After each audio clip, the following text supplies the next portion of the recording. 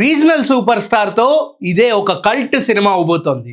అదేంటంటే ఆల్రెడీ ఇక్కడ మనం చూసాము, సందీప్ రెడ్డి వంగ విత్ మహేష్ బాబు గారు.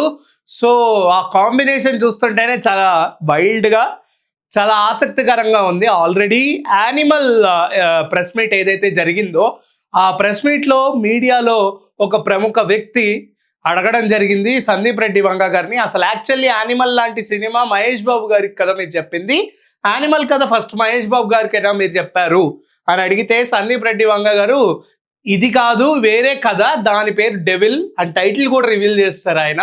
సో ఆ కథ ఇంకెంత ఇంటెన్స్గా ఉండబోతుందని రిపోర్టర్ అడగగా సందీప్ రెడ్డి వంగ గారు ఒకటే మాట అన్నారు, యానిమల్కి 10 times ఎక్కువ ఉంటుంది, అంత వైల్డ్గా అంత న్యాచురల్గా చూపించబోతున్నాను మహేష్ బాబు గారిని. మీరు ఆల్రెడీ బిజినెస్ మ్యాన్ ముందు చూసుంటారు, ఇది బిజినెస్ మ్యాన్ కంటే 100 రెట్లు ఎక్కువ అని చాలా సైలెంట్గా, ఆయన మాటలు సైలెంట్గా ఉన్నా ఆయన యొక్క పదాలు అనేవి చాలా వైలెంట్గా ఉంటాయి సందీప్ రెడ్డి వంగ గారివి. మనకి కొత్త ఏం కాదు, ప్రభాస్ గారు లాంటి ఇండియాస్ బిగ్గెస్ట్ సూపర్ స్టారే ఈజ్ అ కల్ట్ డైరెక్టర్ అనే ఒక ఏదైతే ఒక ట్యాగ్ లైన్ అయితే మన సందీప్ రెడ్డి వంగ గారికి ఇచ్చారో అది ఎప్పటికీ చిరస్మరణీయం. 100% ఆయన ఒక కల్ట్ డైరెక్టర్. అప్పట్లో 90s మన ఫాదర్ జనరేషన్ కానీ లేకపోతే గ్రాండ్ ఫాదర్ జనరేషన్ కానీ రామ్ గోపాల్ వర్మ అనే ఒక కల్ట్ డైరెక్టర్ని చూశారు. సో అటువంటి రామ్ గోపాల్ వర్మ కల్ట్ డైరెక్టర్ లాంటి ఇంకొక కల్ట్ డైరెక్టర్ వచ్చేసి సందీప్ రెడ్డి వంగ అని చెప్పుకోవచ్చు. సో ఇప్పుడు మహేష్ బాబు గారు అండ్ సందీప్ రెడ్డి వంగ గారు కలిసి ఇద్దరు కొలాబరేట్ అయ్యి ఒక సినిమా అయితే చేయబోతున్నారు. ఈ సినిమా వెంటనే స్పిరిట్ తర్వాత అల్లు అర్జున్ గారి సినిమా హోల్డ్లో ఉంచి మహేష్ బాబు గారితో సినిమా చేస్తున్నారని కూడా పెద్ద పెద్ద న్యూసెస్ అయితే కూడా బయటకు వస్తున్నాయి. ఎందుకంటే ఆల్రెడీ స్పిరిట్, వారణాసి మనం కంపేర్ చేస్తే మహేష్ బాబు గారు ఆల్రెడీ ఇప్పుడు రాజమౌళి గారితో వారణాసి అనే ఒక బిగ్గెస్ట్ ఫిలిం చేయబోతున్నారు, ఒక ఈవెంట్ ఫిలిం అది. సో అటువంటి సినిమా అండ్ సందీప్ రెడ్డి వంగ గారేమో మన ప్రభాస్ గారితో స్పిరిట్ అనే ఒక సినిమా కూడా చేయబోతున్నారు, అది కూడా పెద్ద ఈవెంట్ సినిమానే.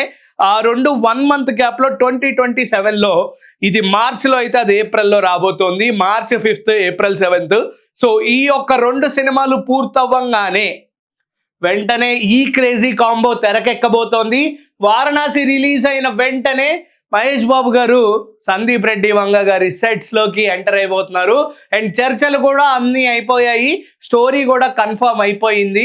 అండ్ ఆ స్టోరీ కూడా చాలా ఇంటెన్స్ అండ్ వైల్డ్గా ఉండబోతోందని కూడా మనకైతే తెలుస్తుంది. అండ్ సందీప్ రెడ్డి వంగ గారికి వైల్డ్నెస్ చూపించడం ఎంతైతే ముఖ్యమో ఆయన సినిమాల్లో మనం చూడడానికి, అంతే ముఖ్యం ఒక హీరో చాలా న్యాచురల్గా ఉంటాడు.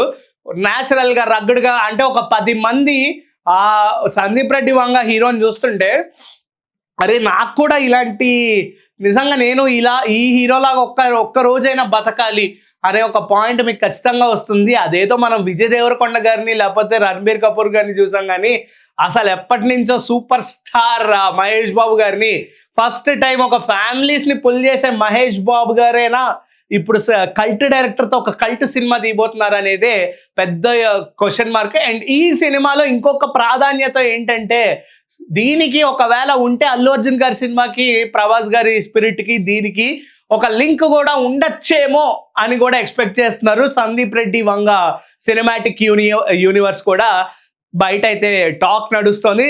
సో ఇదే అయితే ఒక కల్ట్ అంటే ఆ 3 స్టార్స్ని కలిపితే ఇంకొక పెద్ద కల్ట్ అనుకోవచ్చు.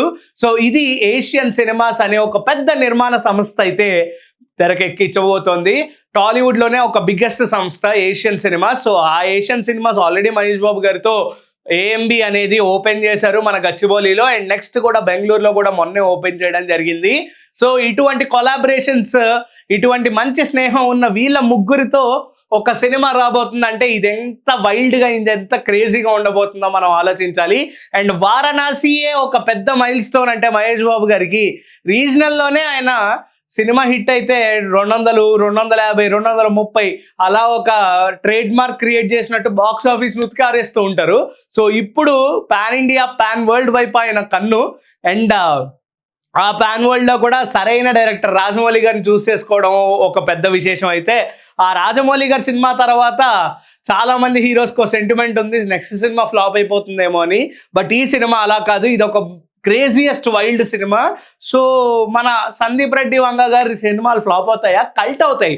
సో అందుకే రాజమౌళి గారి సినిమా తర్వాత ఈ మిత్ని ఆల్రెడీ ఎన్టీఆర్ గారు బ్రేక్ చేశారని చెప్పాలి, బికాస్ ఆఫ్ బ్రేక్ ఈవెన్ దేవరాకి ఏదైతే అయిందో.